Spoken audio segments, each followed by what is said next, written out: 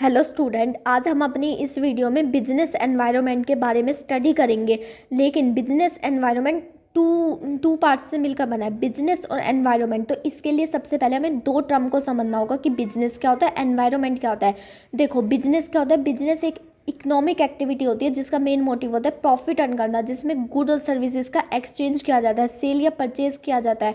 और ये daily basis पर किया जाता है। कि ऐसा नहीं होता कि एक शॉपकीपर ने शॉप एक दिन खोली और 1 मंथ बंद कर दी, नहीं।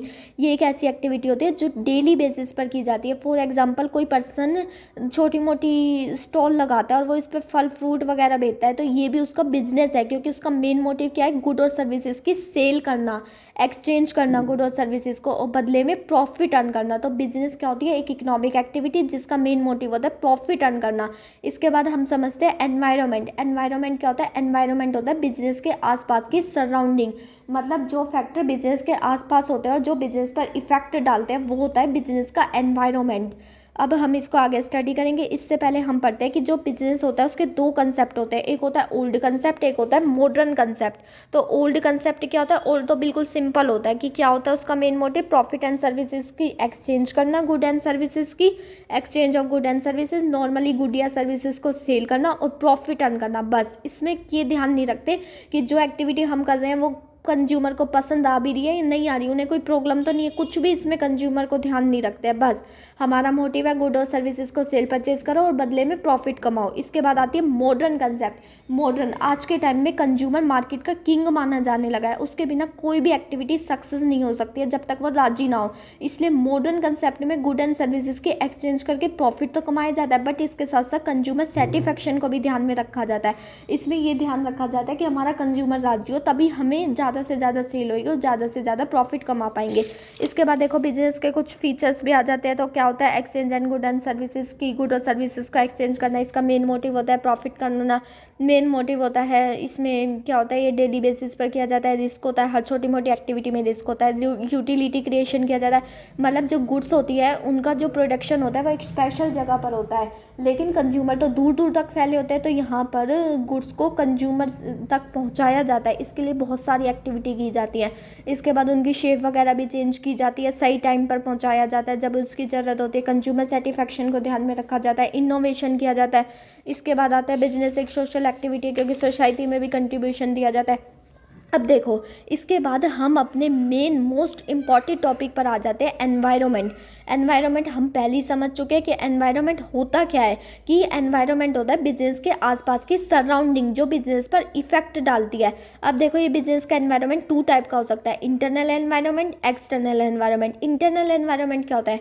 इंटरनल एनवायरनमेंट में ऐसे फैक्टर आते हैं जो बिजनेस को इंटरनली इफेक्ट करते हैं, अंदर से इफेक्ट करते हैं, और ये फैक्टर बिजनेस के कंट्रोल में होते हैं। बिल्कुल पूरी तरह से इन पर बिजनेस का कंट्रोल होता है कि अगर ये बिजनेस के लिए खतरा बन रहे हैं तो बिजनेस इनको चेंज भी कर सकता है। जैसे कि देखो, इसमें क्या क्या आ जाता है। सबसे पहले तो बिजनेस के ऑब्जेक्टिव आ जाता है, बिजनेस की पॉलिसी, फाइनेंशियल रिसोर्सेज, उसके पास plant and machinery, land and building कितनी है, ह्यूमन रिसोर्सेज कितने हैं, वर्किंग कंडीशन कैसी है, अच्छा वर्किंग देते हैं नहीं देते, ब्रांड इमेजेस कैसी है, क्या लोग सोचते हैं उस इंस्टीट्यूशन के बारे में, उस बिजनेस के बारे में लोग कैसा सोचते हैं, लेबर मैनेजमेंट रिलेशन कैसा है, अच्छा या बेकार है, रोज रोज झगड़े होते रहते हैं, प्रमोटर विजन या प्रमोटर कैसे सोचते हैं। तो इन सब फैक्टर बिजनेस के कंट्रोल में होते हैं, ये फैक्टर बिजनेस अपने कंट्रोल में कर सकता है।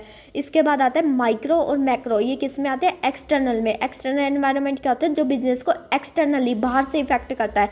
एक्सटर्नली यानी बाहर से इफेक्ट डालेगा, तो ये फैक्टर बिजनेस के कंट्रोल में नहीं होते, लेकिन फिर भी इनको टू कैटेगरी में डिवाइड किया जा सकता है, जिसमें से एक फैक्टर तो बिजनेस के कंट्रोल में थोड़ा बहुत होते हैं, माइक्रो के, और मैक्रो के बिल्कुल भी नहीं होते हैं। तो सबसे पहले पढ़ते हैं माइक्रो। माइक्रो का जैसा कि मतलब भी होता है छोटा, कि जो बिजनेस को स्मॉल लेवल पर इफेक्ट करते हैं, और ऑपरेटिंग जो बिजनेस को ऑपरेट करने में इफेक्ट डालते हैं, और ये बिजनेस के थोड़ा बहुत कंट्रोल में होते हैं। अब देखो, इसमें क्या क्या आ जाता है। सप्लायर की, जो लोग बिजनेस को रॉ मटेरियल की सप्लाई करते हैं। अब मान लो बिजनेस खुद ही एक सप्लायर रखता है और किसी कारण से वो सप्लायर नाराज हो जाए, तो बिजनेस तो खुद ही खतरे में जाएगा। लेकिन अगर वो एक से ज़्यादा सप्लायर रख ले अगर वो एक से ज़्यादा सप्लायर रख ले तो एक सप्लायर नाराज़ होएगा तो वो दूसरे सप्लायर से सप्लाई ले सकता है। तो इसलिए बिजनेस को कोशिश करनी चाहिए उसके एक से ज़्यादा सप्लायर हो। कस्टमर कस्टमर तो देखो आज के टाइम में मार्केट का किंग ही माना जाता है, वो मार्केट का मेन किंग होता है, उसके बिना कोई भी एक्टिविटी सक्सेस नहीं हो सकती। इसलिए बिजनेस को कस्टमर को जरूर ध्यान में रखना चाहिए। उसे ऐसी कोई भी एक्टिविटी नहीं करनी चाहिए जिससे कस्टमर नाराज़ हो। उसे कस्टमर के अकॉर्डिंग ही प्रोडक्ट बनाना चाहिए, उसे कस्टमर के अकॉर्डिंग ही प्रोडक्ट बनाना चाहिए। कस्टमर को अट्रैक्ट करने के लिए नई नई फैसिलिटी देनी चाहिए, रिसर्च करते रहना चाहिए। मार्केट इंटरमीडिएट इसमें आ जाता है होलसेलर, रिटेलर, जो गुड्स को प्रोड्यूसर से लेकर कंज्यूमर तक पहुंचाते हैं, ये भी बहुत इंपॉर्टेंट रोल प्ले करते हैं। इसलिए बिजनेस को इनके साथ भी झगड़ा नहीं करना चाहिए, इनको भी मतलब खुश करते रहना चाहिए। कॉम्पिटिटर होते हैं जो बिजनेस के साथ कॉम्पिटिशन करते हैं, ये भी बिजनेस पर इफेक्ट डालते हैं, लेकिन फिर भी बिजनेस इन्हें कंट्रोल में कर सकता है। फॉर एग्जाम्पल हम कुछ थोड़ी पुरानी सी टेक्नोलॉजी यूज़ करते हैं जबकि कॉम्पिटिटर न्यू टेक्नोलॉजी यूज़ करता है, तो हमें भी चाहिए कि हम वैसी टेक्नोलॉजी यूज़ करें। पब्लिक भी इफेक्ट डालती है। कैसे डालेगी पब्लिक इफेक्ट कि अगर हम कोई ऐसी एक्टिविटी कर रहे हैं जिससे पोल्यूशन हो रहा है तो पब्लिक तो विरोध करेगी या कोई ऐसी प्रोडक्ट बना रहे हैं, कोई ऐसी एडवर्टाइजिंग कर रहे हैं जो पब्लिक को पसंद नहीं है, तो इससे भी हमारे प्रोडक्ट का विरोध होएगा ही होएगा। इसलिए हमें कोई भी ऐसी एक्टिविटी नहीं करनी चाहिए जिससे पब्लिक नाराज हो। इसके बाद आ जाता है मैक्रो होता है बड़ा, जो बिजनेस को लार्ज लेवल पर इफेक्ट करता है। ये तो सभी बिजनेस पर अलग अलग इफेक्ट डालते हैं और ये सभी बिजनेस पर सिमिलर इफेक्ट डालते हैं, हर बिजनेस को एक ही तरीके से इफेक्ट करते हैं। सबसे ज़्यादा मोस्ट इंपॉर्टेंट होते हैं। इसमें देखो क्या क्या आ जाता है। इकोनॉमिक एनवायरनमेंट सबसे मोस्ट इंपॉर्टेंट एनवायरनमेंट होता है। इकोनॉमिक एनवायरनमेंट होता है जो बिजनेस के वर्किंग सिस्टम को इफेक्ट करता है, जो किससे रिलेटेड होता है, मनी से रिलेटेड होता है। ऐसा एनवायरनमेंट जो किसको इफेक्ट करता है, बिजनेस के वर्किंग सिस्टम को, तो वो होता है इकोनॉमिक एनवायरनमेंट। अब देखो ये भी इसमें कई सारे फैक्टर आ जाते हैं। इकोनॉमिक कंडीशन आ जाता है कि इकोनॉमिक लेवल कैसा है, ट्रेड साइकिल की कैसी कंडीशन है, बूम है, डिप्रेशन है, और फिर इसके बाद इकोनॉमिक पॉलिसी आ जाती है। देखो इकोनॉमिक पॉलिसी क्या होती है, जो गवर्नमेंट बनाती है। इकोनॉमिक पॉलिसी अगर गवर्नमेंट बनाती है तो गवर्नमेंट को ऐसी पॉलिसी बनानी चाहिए जो बिजनेस के लिए, जैसे मॉनिटरी पॉलिसी हो गई कि मतलब जो मनी की सप्लाई डिमांड को कंट्रोल करने के लिए बनाई जाती है। फिक्सल पॉलिसी हो गई, गवर्नमेंट की इनकम और एक्सपेंसेस को कंट्रोल करने के लिए बनाई जाती है। एक्सपोर्ट इंपोर्ट पॉलिसी हो गई, इन्वेस्टमेंट पॉलिसी हो गई, तो ये भी बिजनेस पर इफेक्ट डालती है। इसके बाद आ जाता है कि इसमें एक ये कुछ एक्ट दे रखे हैं तो इसको भी हम स्टडी कर लेंगे, इंडस्ट्रियल डिस्प्यूट एक्ट वगैरह। इसके बाद आ जाता है इकोनॉमिक सिस्टम भी सबसे मेन होता है। ये मेनली 3 टाइप का होता है। कैपिटलिज्म, जैसा कि इसके नेम से ही क्लियर हो रहा है कि इसमें प्राइवेट ओनरशिप होती है, इसमें प्राइवेट लोगों की ओनरशिप होती है, कि इसमें ज़्यादातर मेन रोल कौन प्ले करता है, प्राइवेट सेक्टर, जैसे कि इंग्लैंड और अमेरिका की इकोनॉमी। सोशलिज्म क्या होता है, जिसमें गवर्नमेंट का कब्जा होता है, गवर्नमेंट का मेन रोल होता है, इसमें सारी एक्टिविटी गवर्नमेंट की होती है। जैसे कि चाइना में मिक्स होती है, जिसमें दोनों ही मिक्स होती है, प्राइवेट ओनरशिप भी होती है, पब्लिक ओनरशिप भी, जैसे कैसा होता है इंडिया में।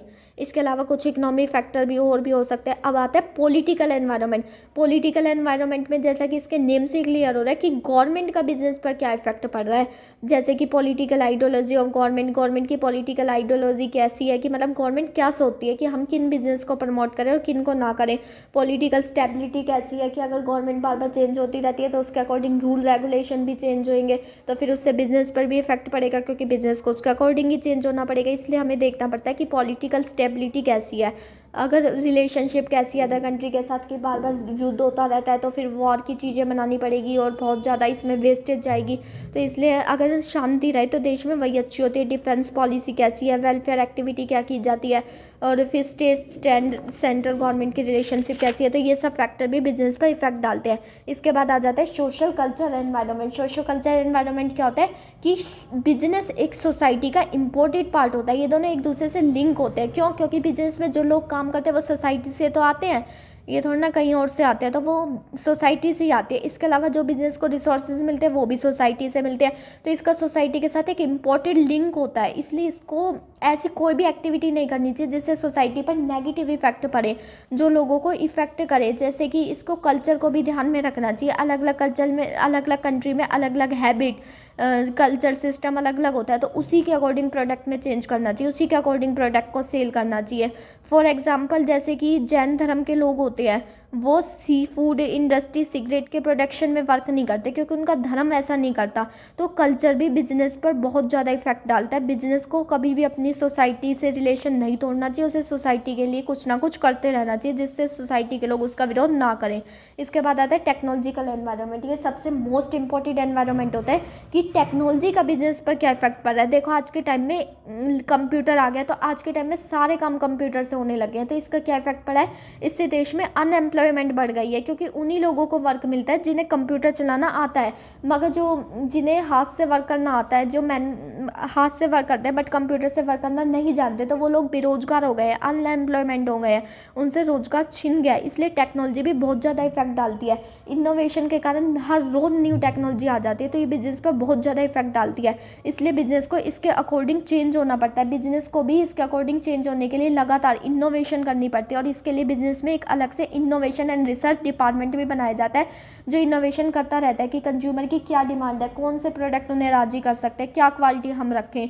जैसे कि जापान के लोग टेक्नोलॉजी में बहुत ज़्यादा अच्छे होते हैं, इसलिए वहाँ पर ये बिजनेस बहुत ज़्यादा चल रहा है। तो टेक्नोलॉजिकल एनवायरनमेंट भी बिजनेस पर इफेक्ट डालता है। इसके बाद आता है नेचुरल एनवायरनमेंट कि नेचर का बिजनेस पर क्या इफेक्ट पड़ता है। फॉर एग्जांपल बाढ़, भूकंप, ज्वालामुखी, ये सब भी बिजनेस पर इफेक्ट करते हैं। जैसे कि हम देखते हैं कि कुछ चीज़ें कुछ ही जगहों की अच्छी होती है, जैसे कि गुजरात में कहते हैं हम सूती कपड़ा इंडस्ट्री बहुत अच्छी मानी जाती है। अब मान लो हम एग्रीकल्चर में वर्क करते हैं, किसी कारण से बाढ़ आ गई तो हमारी तो सारी फसल नष्ट हो गई, तो फिर हमारा सारा का सारा बिजनेस खराब हो जाएगा क्योंकि हमारा सारा क्रॉप नष्ट हो गया। तो ये भी नेचुरल फैक्टर भी बिजनेस पर इफेक्ट डालते हैं। जैसे कि नेचुरल रिसोर्सेज भी डालते हैं, कोई किसी के पास कुछ ज़्यादा होता है, किसी के पास कुछ ज़्यादा होता है, तो ये सब फैक्टर भी एक इफेक्ट डालते हैं। फॉर एग्जाम्पल इंडिया के लोगों को क्रूड ऑयल का बहुत ज़्यादा इम्पोर्ट करना पड़ता है क्योंकि यहाँ पर क्रूड ऑयल बहुत कम है, जबकि ईरान में बहुत ज़्यादा है। वहाँ के लोगों की नीड को पूरा करने के बाद भी काफ़ी क्रूड ऑयल बच जाता है। तो यहाँ पर नेचुरल रिसोर्सेज भी बहुत इफेक्ट डालता है। जैसे कि इसमें क्या क्या आ जाता है, क्लाइमेट कंडीशन आ जाती है, अवेलेबिलिटी ऑफ नेचुरल रिसोर्सेज आ जाता है, पोल्यूशन को कंट्रोल करने के लिए कौन कौन से इंस्ट्रूमेंट यूज़ किए जाते हैं, ये आ जाता है। इसके बाद आता है डेमोग्राफिक एनवायरनमेंट। डेमोग्राफिक का मतलब होता है कि जो पॉपुलेशन होती है, मतलब जनसंख्या होती है, वो भी बिजनेस पर इफेक्ट डालती है। कि मान लो अगर हमारे देश में इतना प्रोडक्ट बनता है कि हमारे देश की पॉपुलेशन इतनी ज़्यादा है कि जो हमारा देश है उसी में वो प्रोडक्ट यूज़ हो जाता है, एक्सपोर्ट करने के लिए कुछ भी नहीं बचता, तो हमारा देश का इकोनॉमिक डेवलपमेंट कम होएगा क्योंकि हम एक्सपोर्ट ही नहीं कर पाते। तो इसलिए डेमोग्राफिक एनवायरनमेंट भी बिजनेस पर इफेक्ट डालता है। ये पॉपुलेशन भी बिजनेस पर इफेक्ट डालती है। इसमें क्या क्या आ जाता है, पॉपुलेशन का साइज़, जैसा कि अभी बताया कि पॉपुलेशन ज़्यादा होगी तो ज़्यादा से ज़्यादा अपने कंट्री में ही कंज्यूम हो जाएगा। और एज भी डालता है कि हर एज के लोगों को अलग अलग चीज़ें चाहिए होती हैं। और इसके बाद एजुकेशन लेवल भी इफेक्ट जाता है क्योंकि जब पढ़े लिखे लोग होते हैं वो बड़ी बड़ी दुकानों से खरीदना पसंद करते हैं और महंगा सामान ही खरीदना पसंद करते हैं, तो ये भी इफेक्ट डालता है। फैमिली का सिस्टम, रूरल इकोनॉमी, ये वगैरह भी इफेक्ट डालते हैं। तो ये सब फैक्टर भी बिजनेस को इफेक्ट करते हैं। डेमोग्राफिक एनवायरनमेंट भी बिजनेस को इफेक्ट करता है। इसलिए यहाँ पर पॉपुलेशन को कंट्रोल करने के लिए मेजर लगाने चाहिए। जो डिमांड वगैरह बढ़ती है तो डिमांड को कम करने के लिए मेजर लगाने चाहिए। इसके बाद लास्ट आता है इंटरनेशनल एनवायरनमेंट कि जब हम एक से ज़्यादा कंट्री में बिजनेस करते हैं तो उसे बोला जाता है इंटरनेशनल बिजनेस, जो इंटरनेशनल लेवल पर किया जाता है एक से ज़्यादा कंट्री में। जैसे कि इंडिया अमेरिका के साथ कोई ट्रेड करता है तो ये इंटरनेशनल बिजनेस है। अब यहाँ पर क्या इफेक्ट डालेगा, इंटरनेशनल एनवायरनमेंट, ये इंपोर्ट और एक्सपोर्ट पर इफेक्ट डालेगा। फॉर एग्जांपल मान लो एलजी है, तो पहले वोडाफोन की ज़्यादा चीज़ें चलती थी, लेकिन जैसी एलजी, सैमसंग, सोनी आई तो वोडाफोन कम हो गई।